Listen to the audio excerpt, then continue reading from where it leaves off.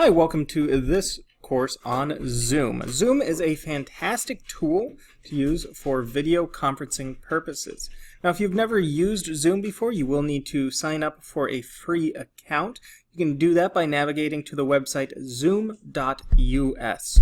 Once you are at zoom.us, go ahead and click this button here to create your free account.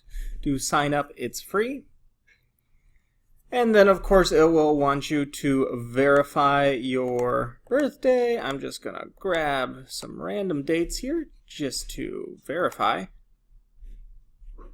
And continue. And then I encourage you to click the sign in with Google. Using Google Sign On is a super easy way just to attach everything to your Google account and will make your life easier when you're trying to access other things. Now, if you are watching this video in purposes of training at CCLS, please make sure to sign up using your work email account as it is created through Gmail. Once you have created that account, you can sign into Zoom and you can see you're given a basic profile. You can attach a photo to it.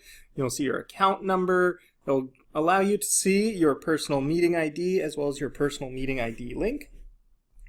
And then also just go through and configure a few other things, such as meetings, recordings, or even settings.